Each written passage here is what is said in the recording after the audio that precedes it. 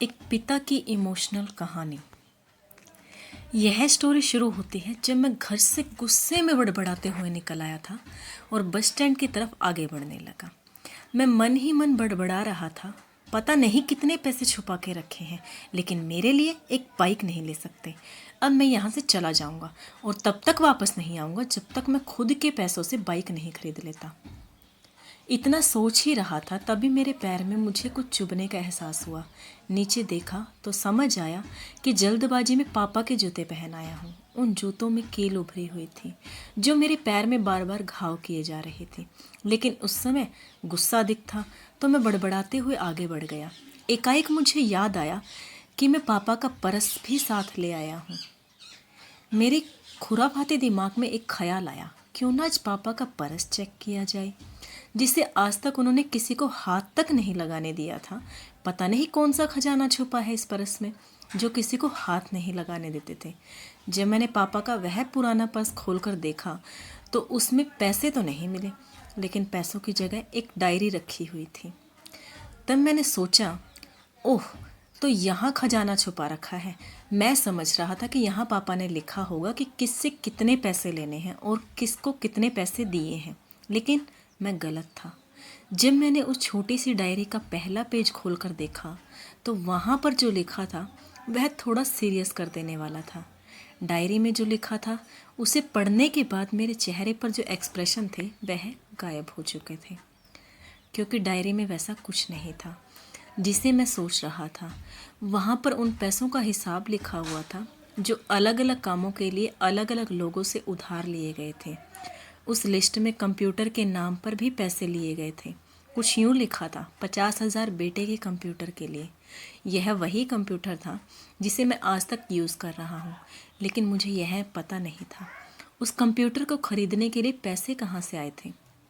मुझे आज भी याद है जब मैंने पहली बार कैमरे के लिए जिद की थी, जो मेरे पापा ने मुझे 2 हफ्ते बाद मेरे बर्थडे पर लाकर दिया था, जिसे देखकर मैं बहुत खुश हुआ। और मुझे खुश देखकर मुझसे कहीं ज़्यादा अगर कोई खुश था तो वह थे मेरे पापा। अब मेरे चेहरे से गुस्सा एकदम गायब हो चुका था। जब मैंने आगे का पन्ना पलटा तो वहाँ पर कुछ विशेष इच्छाएं लिखी हुई थी।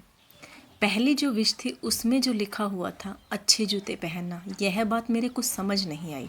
तभी मेरा पैर अचानक सड़क पर भरे हुए पानी पर जा पड़ा और तभी मेरे पैर में कुछ गीलेपन होने का एहसास हुआ। जब मैंने जूता उतार कर देखा तो उसका तला टूटा हुआ था। यह देखकर मुझे डायरी में लिखी बात याद आ गई। तभी मुझे माँ पापा की कही बातें याद आ रही थी कि कैसे माँ जब कहा करती थी पापा से, अब तो जूते पुराने हो गए हैं, नए ले लीजिए, तो पापा अक्सर यह कहकर टाल दिया करते थे, जूते अभी और चलेंगे, अभी कुछ दिन पहले तो लिए थे। मुझे आज समझ आ रहा था कितने दिन और चलेंगे। साथ ही साथ यह भी समझ आ रहा था कि पापा पर्स को क्यों छुपा कर रखते थे। तभी उस डायरी को पढ़ते हुए बस स्टैंड पर पड़ी बेंच पर आकर बैठ गया। अब उस डायरी का आखिरी पन्ना बचा हुआ था। उस पन्ने को जब मैंने पलट कर देखा तो वहाँ कल की डेट लिखी हुई थी।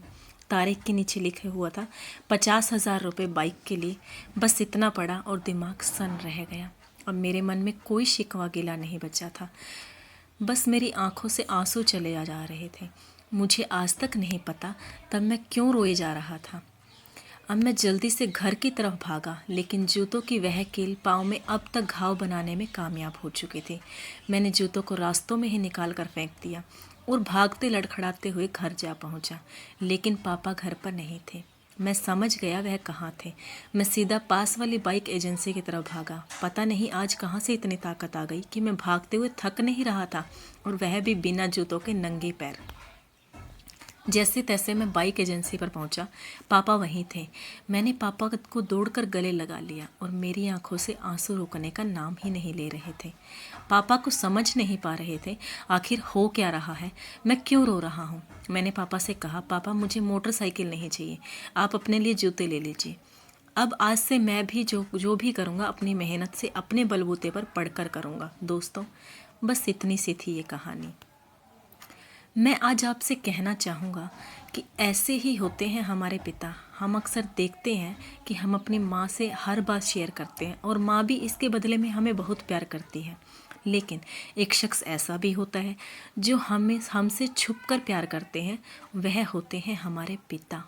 यह परिवार में एकमात्र ऐसा व्यक्ति होता है जो अपने बच्चों से उन्हें बिना जताए छिपकर प्यार करता है, खुद की इच्छाओं को मारकर बच्चों के लिए सपने देखता है और उनकी खुशी में ही खुश हो जाता है। मुझे नहीं पता कि आप अपने पेरेंट्स की इज्जत करते हो या नहीं, लेकिन अगर आपके पास पेरेंट्स हैं तो आप बहुत खुश नसीब हो, क्योंकि इस दुनिया में बहुत से लोगों को उसका प्यार ही नहीं नसीब होता।